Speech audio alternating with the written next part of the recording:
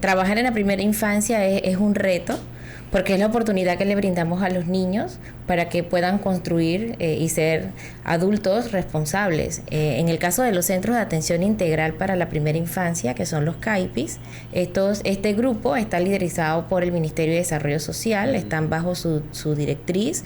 Sin embargo, en cada uno de estos CAIPIS pues se atiende población desde lactantes hasta los 3 años, y en algunos también se les brinda la atención hasta los 4 años, ya que la educación formal inicia pues en la etapa primaria, pero son estos primeros cimientos lo que constituyen el desarrollo de un niño. En la atención de los CAIPIS, como en cualquier otro escenario de la atención. Va a ser un programa bien interesante el que vamos a tener hoy. Más adelante va a estar con nosotros Javier Castillo. También vamos a tener la media hora que dedicamos a saberes con la think tank Trinca. Pero vamos a empezar, ¿qué tal? Con nuestra primera entrevista de esta tarde. Vamos a hablar de un tema interesante, tiene que ver con educación y yo me atrevería a decir en las etapas más importantes para que se desarrolle, que es en las edades más tempranas. Los primeros 1000 días, una vez escuché, es determinante en el desarrollo correcto de los pequeños. Vamos a hablar sobre los CAIPIS. Con nosotros están Idaira Cooper, coordinadora del programa Nacer Aprendiendo de United Way. También está con nosotros Rina Rodríguez de United Way. Buenas tardes, bienvenidas. Hola, muy buenas tardes. Gracias por permitirnos estar aquí, ser voceros de los pequeñitos, de los niños, que en verdad es como tú dices, estamos en la etapa más importante de la humanidad. Los primeros 1000 días de los niños son clave y vamos a verlo poco a poco durante el programa.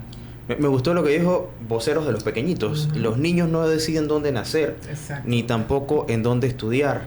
Ya quizás cuando uno crece y va a la universidad puede ser que tenga algo de elección, pero los pequeñitos dependen mucho de las decisiones que tomen los adultos. Exacto. Y hay programas que están diseñados para potenciarlo. En esto estamos enfocándonos entonces en los CAIPIS, que es una iniciativa que ha venido a hacer ese mecanismo de poder potenciarlo. ¿Qué vienen siendo los CAIPIS? Porque lo escuchamos mucho, pero creo que hay que saber un poco más de qué se trata. Sí, bueno, sí es cierto.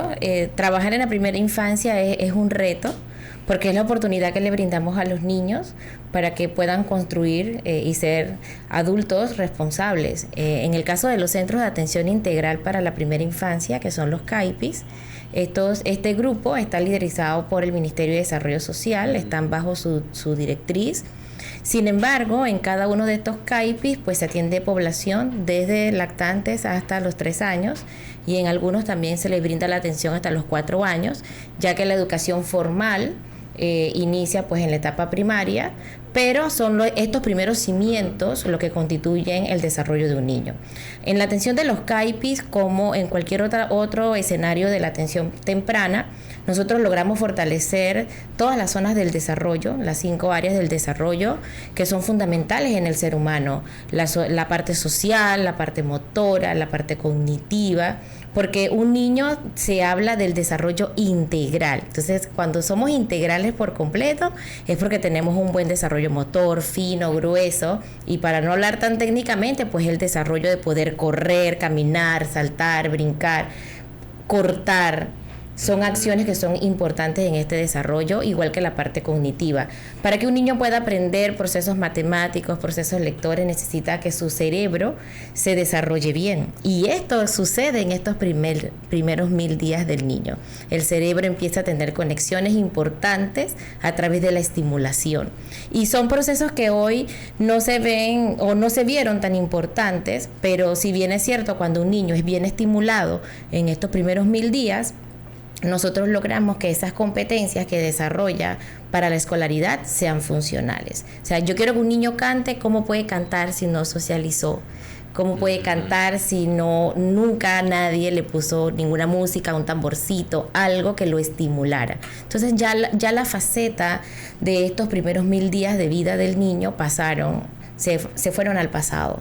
Hoy el niño necesita ir a un centro de atención integral donde se le pueda estimular todas estas actividades y vamos a ver un niño más despierto. Hoy muchos piensan que los niños son muy inquietos. No, son las capacidades que han adquirido y que pues el deseo de descubrir cosas diferentes lo hace ser inquieto. Hay que imaginarse ese proceso de crecimiento como cuando tú construyes un edificio. Okay. Tú abres una fundación y tú pones allí los bloques para que esa fundación vaya adquiriendo la capacidad para sustentar el edificio.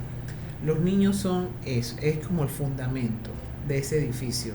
Si nosotros formamos a los niños de la manera adecuada, como dice Idaira, con todo un desarrollo integral, tanto de su persona como la salud, como es la educación, el cuidado cariñoso, de protección, de amor, ese niño va a crecer con buenos fundamentos. Entonces, eso es tan importante. ¿Por qué? Porque lo que pasa es que es como dice Daira, el desconocimiento, ¿no? Hay que hablar sobre los avances de las investigaciones, de los estudios, y los estudios dicen que los primeros, si el padre o la madre logra, el cuidador logra que el niño se autorregule antes de los 3 años, entendiendo por autorregulación la capacidad de resolver problemas por sí mismo y de controlar sus emociones, de manejarlas, de saber utilizar sus emociones de manera positiva, ese niño cuando cumpla 30 años muy probablemente va a ser un ser humano exitoso, una persona exitosa. ¿Por qué? Porque las bases de él fueron cimentadas para que eso sucediera de esa manera.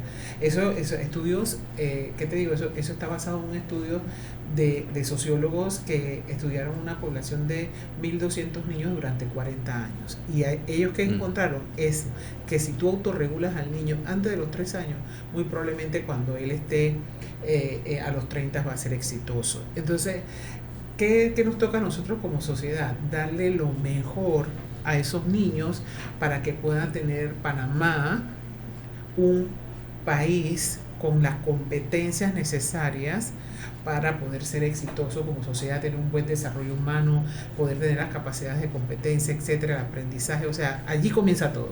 Claro. ¿Ves? Sí.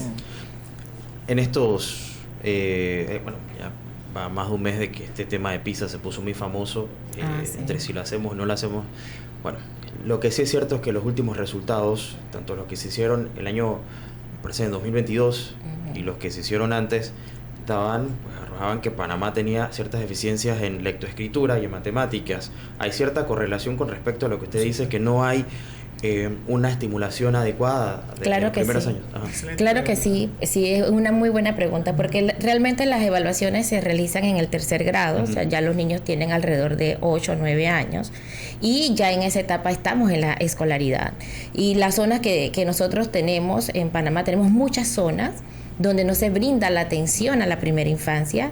Ahí es donde juega un escenario importante Fondo Unido de Panamá en el acompañamiento que le podemos hacer tanto al MIDES o al MEDUCA. Claro. ¿Por qué? Porque esas comunidades donde no se da esa intervención temprana, son estos los posibles resultados que podemos encontrar.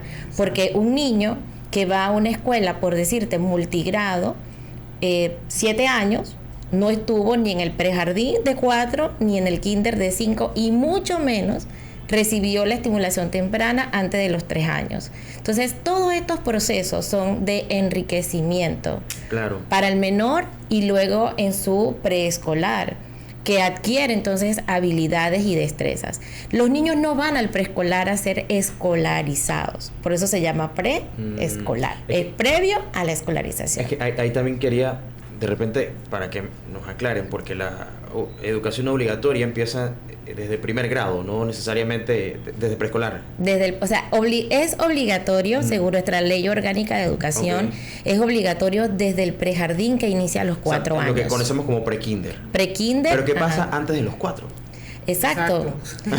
Hoy es un reto grande porque están los CAIPIS que nos ofrecen ese beneficio, y la oportunidad. Gracias a Dios hay CAIPIS a nivel nacional y cada día pues aumentando la oferta para que más población menor de 4 años tenga acceso y reciba estos beneficios que necesita en sus primeros años de vida, que son fundamentales. O sea, hoy queremos adultos con competencias comunicativas, manejo de inglés, la autorregulación, que es sumamente importante. O sea, puedes ser una persona muy brillante en una especialidad, pero te falta contacto, te falta socializar, tener empatía, estar dentro de un contexto que te puedas manejar sin que exista el bullying.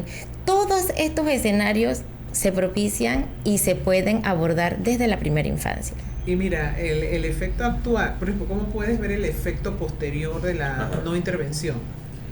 Por ejemplo, en Panamá, en el 2014, el PNUD hizo un estudio sobre la niñez y la adolescencia y midió, una de las encuestas que hizo fue las habilidades socioemocionales, para verificar cómo estaban las damas, pues las chicas y los varones con respecto a el manejo de habilidades socioemocionales.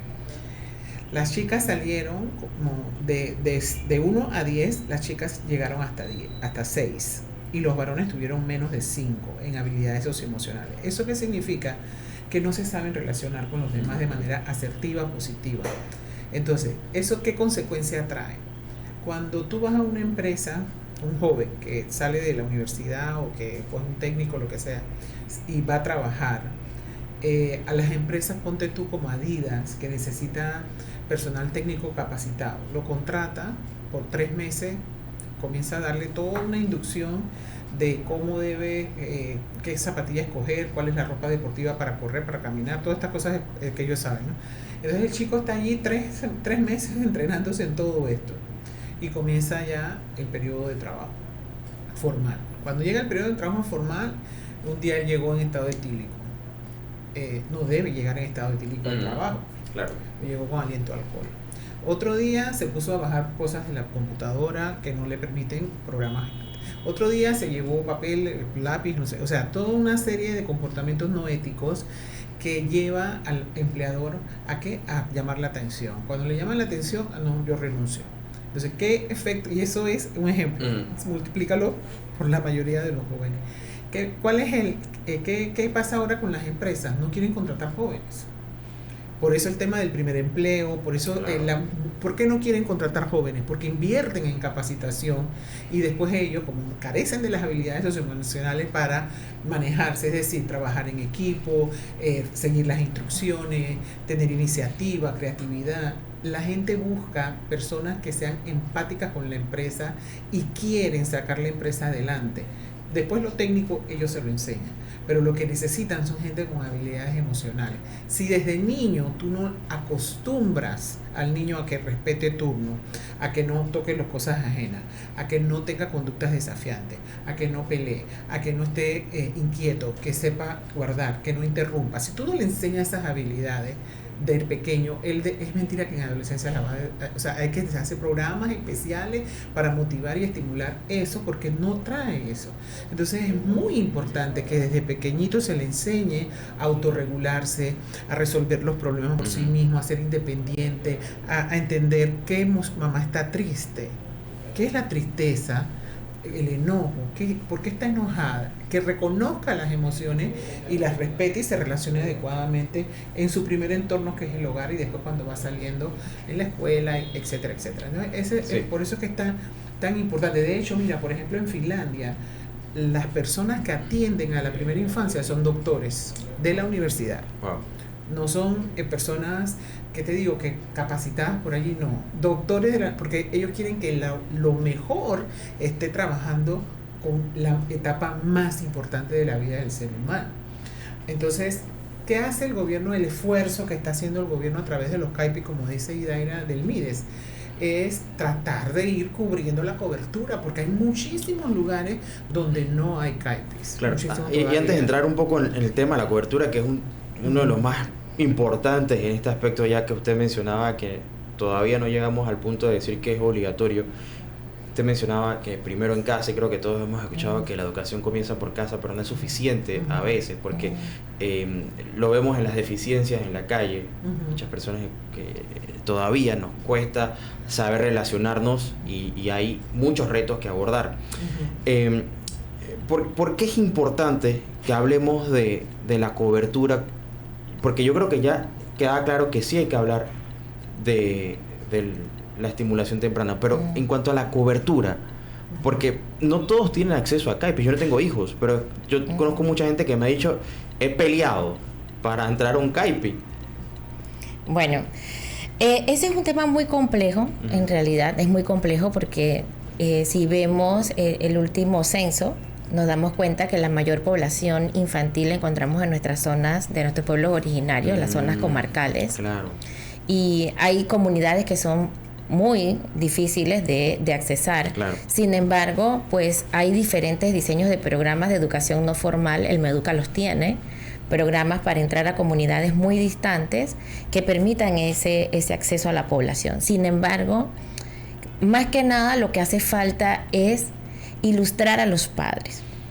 En la medida que el padre se educa y conoce lo importante que es que su niño reciba la estimulación temprana, él va a ver resultados. Los padres les cuesta la crianza positiva porque muchas veces usted pone en práctica con sus hijos lo que hicieron con usted. Entonces, usted va aprendiendo de generación en generación. La diferencia está en que nuestros niños ya no demoran ni un mes ni 2 meses para abrir los ojos. A los 8 días ya el niño tiene sus ojitos bien pelados. Entonces, las comunidades, sobre todo en las zonas de difícil acceso, estos programas necesitan de personal idóneo. No cualquier persona puede brindar estimulación temprana. Se debe capacitar, formar y tener el conocimiento tanto para el niño como para la familia. Porque cuando brindamos atención a los menores, ese acompañamiento no solamente debe ser en el centro, sino que esa rutina debe seguirse la práctica en el hogar. Entonces, hoy día todos los padres salen a laborar, dejamos nuestros hijos con otros cuidadores. No necesariamente el cuidador habla o juega con el niño o desarrolla algunas actividades que son importantes para su estimulación, o sea, mover piernas, manos, hacer masajes y actividades sensoriales, o sea, actividades que van a tener una reacción en el cuerpo del bebé. Como esas cosas no pasan, pues difícilmente nosotros vamos a ver los resultados en esta población. Entonces, ampliar la cobertura también garantiza que tanto las comunidades, las provincias mejoren. Claro. Porque en la medida que un niño lleva ya esa formación, cuando llega a la escuela es aquel niño que tampoco raya paredes, le bota los lápices a las mamás. O sea, escuchamos a mamás durante el preescolar que le dicen, ya llevo 5 cajetas de lápices. Cada semana es una caja diferente. Entonces, los niños van aprendiendo conductas. Ampliar la cobertura garantiza que ese ciudadano en 15, 20 años sea un chico o una chica productivo. Nosotros necesitamos que las empresas, no solamente en las zonas urbanas, sino en las zonas semiurbanas o empresas en grupos locales, se preocupen por activar centros o se puedan habilitar centros que puedan estar bajo el paraguas del MIDES a través de CAIPIS o Centros de Educación Integral bajo el paraguas de Meduca. ¿Por qué? Porque en la medida que las empresas se van sumando en las comunidades, nosotros tenemos la oportunidad de abrir más espacios y bajar esa brecha de desigualdad que tenemos. Ustedes como ONG buscan esa integración entre la empresa privada y el gobierno para que se abran estos espacios para los niños. Sí. A eso iba, de que la pregunta que tú hiciste es muy importante porque los padres no necesariamente tenemos todas las respuestas o tenemos claro qué debo desarrollar yo en mi hijo para que él sea exitoso. ¿Qué habilidades yo debo desarrollar?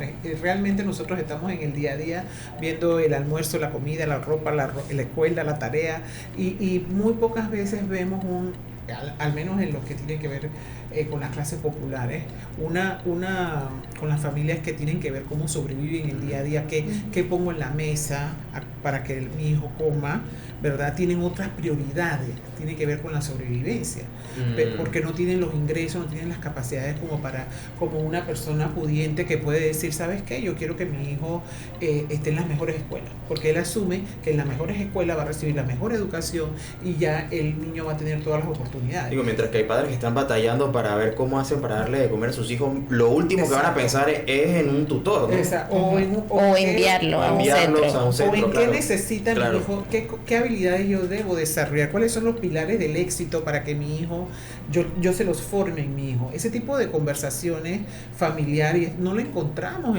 en las comunidades carenciadas. Entonces no es cierto que todos estamos iguales. Por tal razón es muy importante la cobertura para que desde lugares que tienen conocimiento puedan atender esas necesidades de los niños para que ellos sean exitosos cuando crezcan y podamos romper el círculo de la pobreza. Porque es cierto, los mismos niños, o sea, la misma gente de generación en generación en los mismos territorios perpetúan el ciclo de la pobreza. ¿Por qué? Porque no se rompe con ese círculo a través de la educación, porque hay mucho abandono escolar, el mismo sistema los saca, porque ellos no tienen las habilidades para permanecer. ¿Y por qué no las tienen? Porque el aprendizaje va de abajo hacia arriba. Yo tengo que aprender hoy esto, yo primero balbuceo para poder hablar, yo primero tengo que gatear para poder caminar. Entonces, así es el conocimiento que va adquiriendo el niño en todas sus facetas. No solamente en el cognitivo y el de motricidad, como decía Idaira, sino también, por ejemplo, en el lenguaje. Un niño que sea tímido, que no hable, llega a la escuela, llegan los otros niñitos que están más desarrollados, lo agarran, como decimos en el buen panameño, ¿de qué? De Congo.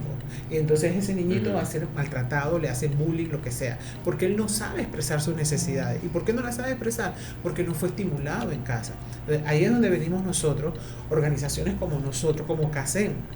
CACEN es la cámara, es la cámara que de empresas multinacionales en Panamá, la sede de estas empresas, que logra establecer una estrategia, hace una encuesta a nivel de las empresas para ver qué necesidades ellos tenían en cuanto a recursos, cómo invertir los recursos, etcétera. Entonces ellos nos convocan a muchas instancias para hacer un plan estratégico, y entre eso uno de los puntos que sacaron, que salió, pues fue el tema de la primera infancia a través del programa Unidos por la Primera Infancia. Entonces este programa lo que hace es rescatar los elementos de Nacer Aprendiendo, un programa que Fondo Unido está llevando a cabo desde hace un buen número de años, para apoyar a las familias en sus comunidades, a los docentes, para que puedan contar con las herramientas para enseñarles, actualizarlos a través de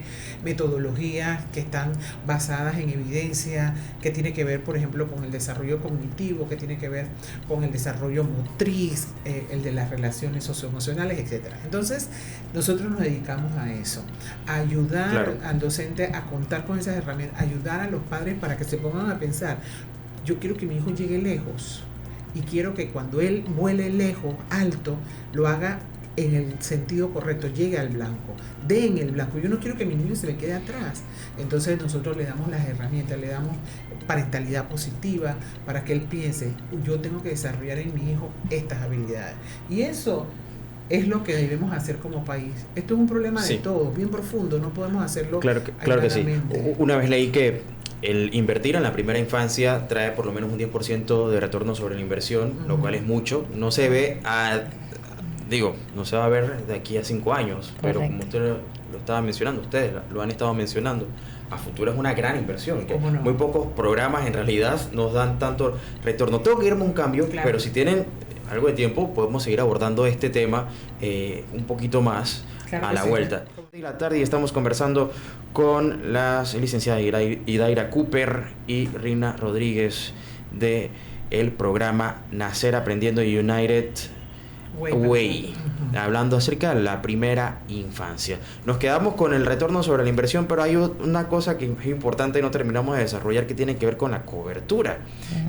Yo estoy seguro que si preguntamos ahorita, bajamos, ¿cuántas personas de las que están en la calle pasaron por algún tipo de educación que les ayudara a estimularse en los primeros años de vida? Probablemente digan, bueno, no sé, no se acuerdan o jamás pasaron por allí. Yo no pasé por ahí. Es lo más probable. Hay quienes van a decir, fui directamente al primer grado porque en la comunidad donde yo vivía no existía la modalidad de preescolar. Y como te comentaba en el espacio, pues hay muchas comunidades en nuestro país que no puede ofrecer la oferta de la atención a niños menores de 3 años o en el preescolar porque no hay espacios, no hay infraestructura. Entonces, una de las modalidades y uno de los esfuerzos que ha hecho Fondo Unido de Panamá es precisamente unirse al Estado, sea Mides o Meduca, para entrar en esas comunidades a través del apoyo de las empresas y tener esos espacios para la atención de la primera infancia. Entonces, eso nos da a nosotros la oportunidad, como lo dijo mi compañera Rina, de capacitar personal, capacitar maestras o madres comunitarias, o a través de un convenio con alguna de las dos instituciones, tener personal idóneo que garantice la atención de los niños. Dentro de esa contratación hay fortalecimiento, hay capacitación, hay mejoras de infraestructura, hay adecuación de espacio, dotación de mobiliario y material didáctico de acuerdo a la edad del niño que se vaya a atender, y las empresas tienen la oportunidad también de tener programas de responsabilidad social, claro, tener un voluntariado corporativo y que los colaboradores de sus empresas puedan ir a las comunidades e intervenir con los niños, con las familias, y ver la necesidad que hay. Eso es lo que hemos hecho a lo largo de estos 14 años, mejorar entornos, y en la medida que ha pasado los años, trabajar metodologías basadas en evidencia que nos ayuden al fortalecimiento de la familia. Con 14 años ya hay algo de data, ¿no? Para empezar a decir que efectivamente sí rinden los frutos cuando se invierte. Hay una cierta tendencia al pensar que cuando se está trabajando en programas en pro de la educación de los más pequeños, se hace por esa buena voluntad únicamente y se omiten todos, digamos, los resultados que la sociedad recibe. Por ejemplo, un niño que, para mí, no sé, no soy experto, pero yo puedo asumir que un niño que haya pasado por la escolaridad y se haya mantenido y tenga esa expectativa de ser un profesional, difícilmente va a ser víctima de las pandillas. O sea, no va a caer dentro de ese mundo. Y es, digamos, beneficio directo para la sociedad, porque entonces es una forma en la que podemos pensar que hay formas de que podamos erradicar la violencia, no al 100% porque eso es imposible, pero sí un país más pacífico, ¿no? Sí, mira, ese punto que tú, yo estaba pensando casualmente en este tema, porque en Panamá hay una visión de que nosotros debemos prevenir la violencia atendiendo a los jóvenes y llevándolos a la cancha deportiva y llevándolos a cursos de piano, etcétera. Pero realmente nosotros no podemos perder de vista que las conductas disruptivas que generan comportamientos violentos son, ¿cómo te digo?, conductas que van creciendo. O sea, no, un niño que, por ejemplo, toma a escondidas un celular y lo esconde para él quedarse con eso y jugar aparte, si ese niño no es corregido, ya después no va a ser una conducta escondida. Él va a pensar cómo...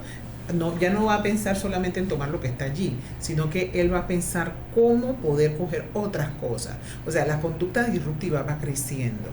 Y como va creciendo, yo tengo que darle un corte de raíz desde pequeñito. El niño que le hace maldad a un gato, golpea a los adolescentes, a los compañeros, puede hacer bullying y después puede cortar, inclusive matar. ¿Por qué? Porque la conducta va en aumento. Entonces, a nuestros niños, si yo veo que un niño a los 6, 7 años está teniendo una conducta disruptiva, yo debo intervenir inmediatamente. Pero ya, ¿por qué el niño de 7 años tiene una conducta disruptiva?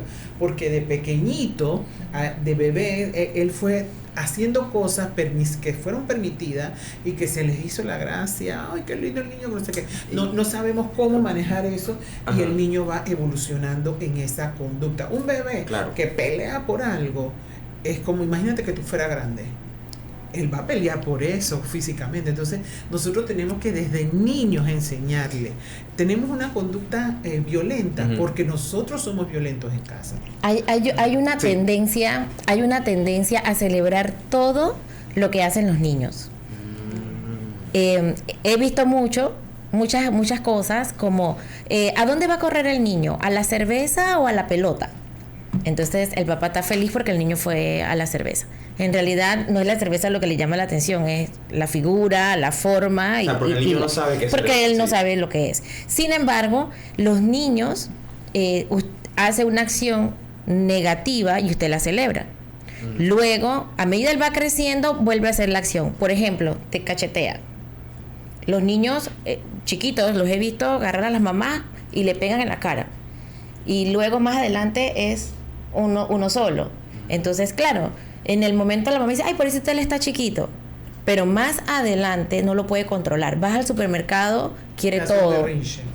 vas a los almacenes, quiere todo. Entonces, si usted no trabaja con él desde casa y él aprende que lo que hizo no es lo correcto, cuando tiene 4 o 5 años, que lo va a hacer repetitivamente, él se queda, pero ¿por qué me corriges si antes te reías? Entonces, esas son las conductas que no son apropiadas durante la infancia y que se refuerzan a lo largo del proceso de crecimiento del niño y al final termina en violencia. Porque ¿cuántos niños tenemos que su mamá habla y la interrumpe y le dice, eso no es cierto? ¿Cuántos niños le faltan el respeto a sus padres? Y, no, pero es que tú no estás conmigo, es mi abuela, o es mi tía, o es que tú no pasas tiempo conmigo. Y hemos visto también en muchas actividades que hemos desarrollado con los padres que la compensación del padre frente a su ausencia es un obsequio, cuando lo que realmente debería hacer es tener una tarde, así sea en el pedacito de espacio que tienen en la casa y compartir. Claro. Pero ¿qué sucede? Vamos a un restaurante y como vemos a las familias, cada papá, cada mamá con su teléfono y el bebé con una tablet. Bueno, y ustedes mencionaban hace un momento la importancia también de capacitar a los padres, porque en esto, hay personas que han estudiado cómo estimular a los niños desde muy pequeños, pero los que pasan o deberían pasar más tiempo con sus hijos son los propios padres. Por supuesto. ¿Cómo funcionan los programas para acompañarlos también a ellos? Bueno, nosotros, yo quiero rescatar un concepto que tú decías de que hay el pensamiento de que con los niños nosotros debemos hacer filantropía e ignoramos los estudios y la data contundente que hay sobre qué sucede cuando nosotros no aprovechamos esta ventana pequeñita pero poderosa de la vida del niño, en donde nosotros podemos inculcarle a él patrones de comportamiento que van a permanecer a medida que él va creciendo. Porque uno se va acostumbrando. O sea, ¿qué va a encontrar el padre en casa? Aquella conducta a la que él le ponga atención. Si él siempre está regañando al niño porque el niño se porta mal, entonces el niño va a encontrar que esa es la manera correcta de llamar la atención de su madre, de su padre. Pero si nosotros también como papás estimulamos la conducta positiva, entonces él va a querer seguir manteniendo esa conducta. Entonces los papás tienen que ser capacitados en cómo educar a sus hijos. Por ejemplo, la disciplina. Si el niño no se acostumbra a vivir en un ambiente de disciplina, él no sabe qué va a pasar. Él no sabe que las actitudes tienen consecuencias, que los comportamientos tienen consecuencias. No aprende a asumir las consecuencias de sus actos. ¿Por qué? Porque no hay una disciplina integral que le enseñe eso. Pero en un ambiente donde hay una disciplina, que yo le digo al niño, si tú no haces esto, la consecuencia va a ser esto. Es más, vamos a sentarnos a la mesa como familia todos y vamos a poner las reglas de la casa. A esta hora se estudia, a esta hora se come, a esta hora se duerme, a esta hora un calendario, un horario, como debe ser tu vida. Si tu niño desde pequeñito tú le enseñas a elaborar un calendario para la administración de su tiempo, él va creciendo con esa costumbre y él va a ser disciplinado en la escuela porque ya en casa eso es lo que él aprendió. Él piensa que la vida es así. ¿Comprende? Muchas mamás cuando los chicos están en adolescencia dicen, pero ¿por qué él no me habla? ¿Por qué él siempre prefiere a los más de afuera y a mí me ignora? Si yo estoy para él y es grosero conmigo. Pero ¿qué pasa? Cuando el niño estaba pequeñito, que él hacía un dibujo, mamá, mira el dibujo. Oye, no me interrumpa que estoy lavando. Mamá, mira, te hice esta. No me digas nada que estoy ocupada, tú eres bien terco. O sea, el niño se acostumbra a no buscar a su mamá porque su mamá siempre lo rechazaba. Entonces, recuerde, el niño, su primer entorno es la casa. ¿Y qué significa eso? Que lo que él dice, esto es, así se vive la vida. Lo que él vive en su casa, él entiende que la vida es así. ¿Por qué va a tener un comportamiento diferente fuera de la casa? Si él piensa que así se vive. Si en casa él escucha que su mamá y su papá se gritan y dicen palabras sucias, ¿por qué él no va a decir palabras sucias? Si es lo que él está, por eso que desnudan a la familia en la escuela, a los niños. ¿Por qué? Porque ellos dicen lo que es normal, lo que ellos han visto, lo que ellos viven. Entonces es muy importante que nosotros tengamos eso en cuenta para que mi niño, eso por un lado, pero por el otro lado, que yo voy a desarrollar como padre, qué plan yo voy a hacer para lograr que él cuente con las habilidades para ser competitivo en la escuela, para poder resolver los problemas por sí mismo, para poder respetar y no ser desafiante. ¿Cómo yo voy pero los papás disciplinan a cómo se sienten? Tuvo un problema en el trabajo, llega molesto y así mismo se comporta, que sí, tú tienes que estudiar y no sé qué, no está corrigiendo ni disciplinando, está descargando su molestia con sus hijos. Entonces hay que orientar a los padres. Mira, y algo que no hemos tocado y que también es muy importante durante el periodo de los 1000 días de vida de los niños es cómo fue su vida intrauterina. Nosotros no podemos esperar que los niños tengan reacciones ni conductas cuando también desde el vientre hay afectaciones. O sea, que no hay que esperar a que nazca, ya desde el momento de la concepción ya se viene. Y sabemos pues que durante la vida intrauterina pues la madre también puede padecer muchas situaciones y condiciones. Yo leí hace unos meses atrás un estudio de Chile que decía el doctor Noah que cuando un niño está dentro del vientre y es vulnerable, cuando sale al entorno es doblemente vulnerable. Entonces, cuando las familias no aprenden o no saben cómo manejarse con los niños, hay muchas cosas que nosotros no hacemos en nuestra vida adulta porque no tuvimos las competencias para desarrollarlas en la infancia. Entonces, cada una de esas falencias que tenemos en la vida adulta, si usted se gana una beca china, usted va a aprender el idioma porque lo va a aprender, porque usted no va a aprender su beca, ¿verdad? Entonces, hoy los chicos tienen esa capacidad. O sea, no puedo hacer esto, no. Usted puede.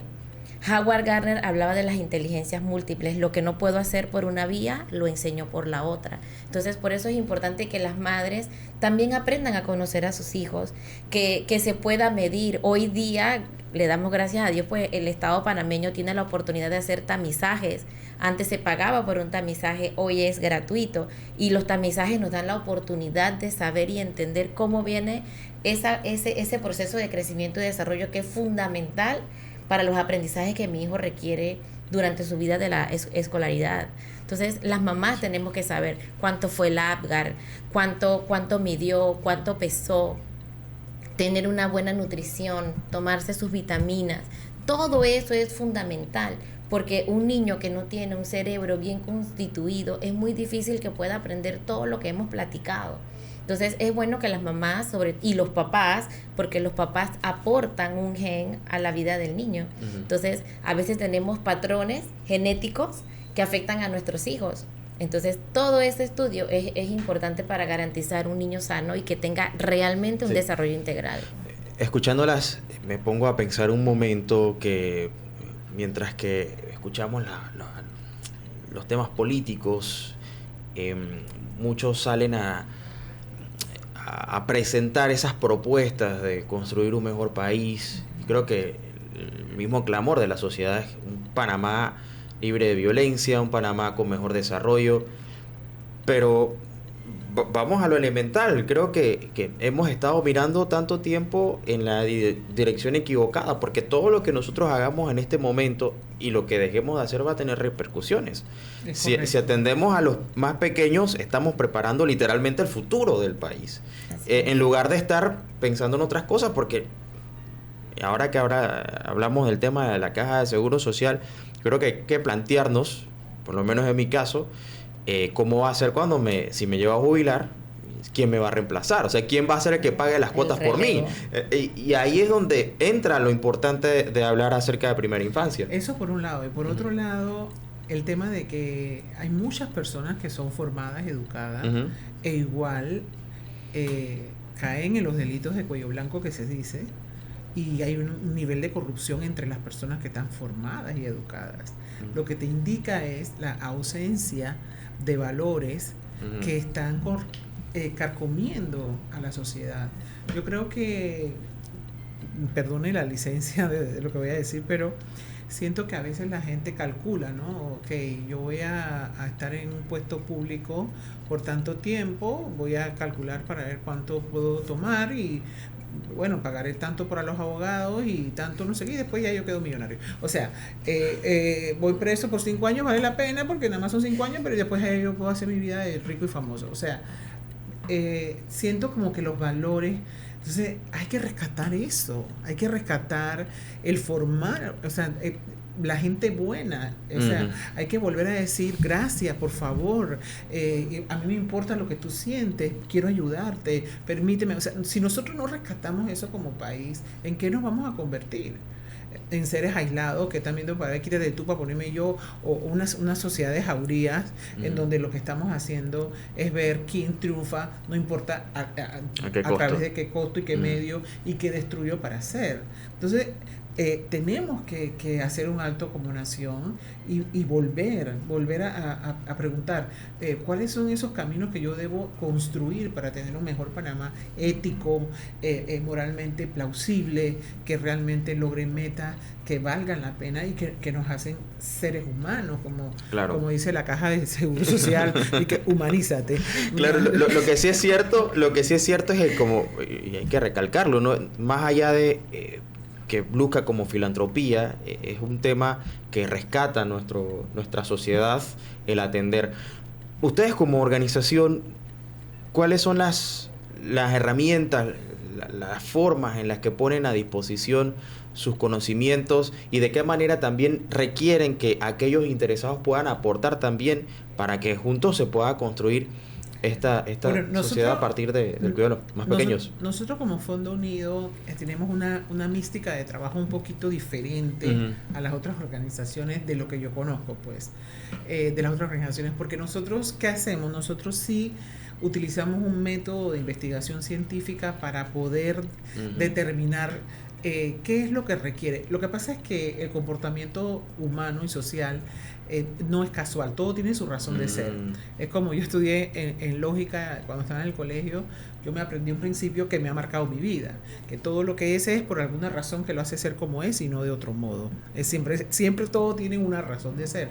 Entonces nosotros lo que hacemos es que identificar el porqué de las conductas, hacemos una línea base. Primero entramos a la comunidad, hacemos una caracterización de esa comunidad, es decir, verificamos cómo está, y después de eso nosotros establecemos una línea base a través de pruebas psicométricas y de otro tipo que le aplicamos a la población que vamos a intervenir, y después diseñamos un plan de acción para aplicar metodologías basadas en evidencia. Las metodologías basadas en evidencia son aquellas que han sido probadas a través de estudios sociológicos, por estudios longitudinales, por metaanálisis, y se ha verificado que funcionan.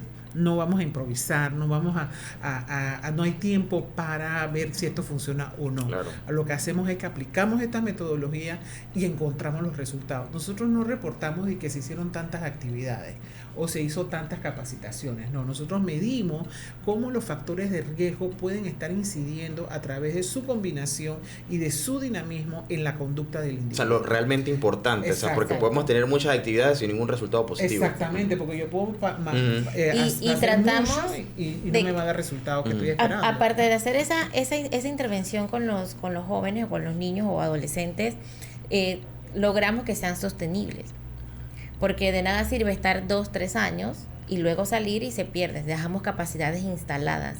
La mayoría de las veces las actividades las desarrollamos a través de los colegios y también trabajamos mucho el índice de pobreza multidimensional, con la intención de que si hay empresas que desean hacer intervenciones en algunas regiones, hay empresas que te dicen que me gustaría hacer la intervención en este lugar, pero si nos basamos en donde está el cuadro básico de las necesidades, utilizamos el índice de pobreza multidimensional. O sea, van guiando a las empresas también. Correcto, para que haya más efectividad. Sí, eso que dice Idaira es súper importante porque la agenda gubernamental tiene una organización. Entonces ellos, al menos hasta ahora, se habían organizado alrededor del índice de pobreza multidimensional, que significa que no solamente tú eres pobre, sino que multidimensionalmente tú tienes, limitaciones para acceder a servicios básicos. Por ejemplo, sanitarios. No puedes acceder a un sistema sanitario que te permita tú a ti tener una buena, ¿cómo te digo?, disposición de los desechos humanos. O por ejemplo te falta el agua, no tienes agua, bueno, ese es uno de los que se mide. O por ejemplo la precariedad en el trabajo, tú estás en un trabajo que no es formal, que no te paga seguro, que no te da, etcétera. O por ejemplo lo que tiene que ver con la incidencia misma de la pobreza, o sea, tú tienes tantos factores que te están afectando, tantos rubros, tantas categorías de la multidimensionalidad de la pobreza. Ajá. Que te están afectando. Esa es la incidencia. Entonces, ¿qué pasa con el gobierno? Que hasta ahora, ¿qué es lo que habían hecho ellos? Ellos decidieron, bueno, vamos a trabajar en 300 corregimientos y de esos 300 corregimientos vamos a priorizar en 50. Entonces, ¿qué hacemos nosotros? Orientamos a las empresas, como dice Idaira, para que escojan estos corregimientos. ¿Por qué? Porque si el gobierno está allí, ellos van a poner recursos para atender, porque ellos hacen planes y potencian entonces el resultado. Como nosotros tenemos un programa ahorita, nosotros tenemos un programa que se llama Cuidarte, que es atención a la primera infancia, dando servicios de atención a las familias en la misma hogar. No vamos a un CAIPI, sino que vamos al hogar. Importante, claro. Ajá. Entonces tenemos unas maestras que van al hogar y enseñan a las mamás a estimular a los niños. Bien, nosotros encontramos, por ejemplo, niños que están desnutridos. Vemos niños que no tenían vacunas. Vimos niños que no tenían cédula, que no estaban en la escuela. O sea, en Panamá. En Arraiján. Siglo XXI, 2024. Exacto, en Arraiján. Wow. Entonces, ¿qué hicimos nosotros? Fuimos a la mesa interinstitucional que trabaja en Arraiján como corregimiento de pobreza multidimensional y dijimos, tenemos estos hallazgos. Mire esto, ¿Qué hicimos? Bueno, la Caja de Seguro Social, a través de la doctora Herminia Mariscal, nos dispuso los cupos. Pero los cupos son de madrugada. ¿Qué hacemos? ¿Cómo movemos a esas personas? Porque resulta que están ahí mismo, entre las cejas y los ojos, pero realmente está lejos. ¿Cómo tú sacas de Cuatro Torres, que es una zona súper roja, a la mamá con ese niño caminando que no tiene recursos, que va a cargar a ese niño para llevarlo a un centro de salud que tiene que estar a las 4 o 5 de la mañana para poder tener el cupo? ¿Me explico? Eso es una pobreza multidimensional porque no puede acceder a los servicios de salud. Entonces logramos que el Meduca pusiera el bus. Entonces iba Meduca con el bus recogiendo a los niños, los llevamos al centro de salud, los niños que estamos atendiendo nosotros, porque como muy bien decía Idaira, nosotros no podemos resolver todo y un niño que tenga un problema de salud que por más que nosotros querramos enseñarle, él no tiene la capacidad del aprendizaje porque él está durmiéndose, no puede. Entonces, a través de la salud, hacemos encuentros comunitarios, llevamos al tribunal electoral, reconocieron niños, sacaran cédulas, repusieron cédulas perdidas, o sea, una belleza de programa. Y es un programa que es entre todos. La empresa pone recursos, en este caso el Banco General puso el recurso para que nosotros pudiéramos implementar. Salud da los cupos, Meduca puso el transporte, Tribunal Electoral llevamos a CONAPREDES. En el último encuentro llevamos a CONAPREDES porque la zona de Arraiján es endémica en abuso sexual y tráfico y abuso y comercialización de niños. Arraiján, abuso sexual de los niños. Entonces, nosotros atendemos 300 familias, así que en cada encuentro un número de familias, de mamás estaban allí y CONAPREDES hablándole. Estos son los indicativos o los indicios de que un niño puede estar siendo abusado. Ya, este comportamiento, estas cosas. Entonces, excelente. Vamos a llevar a CONAPRED, que tiene que ver con droga, porque también es zona endémica de droga. ¿Qué pasa si nosotros no atendemos a Arraiján? Se nos va a formar esos niños van a crecer.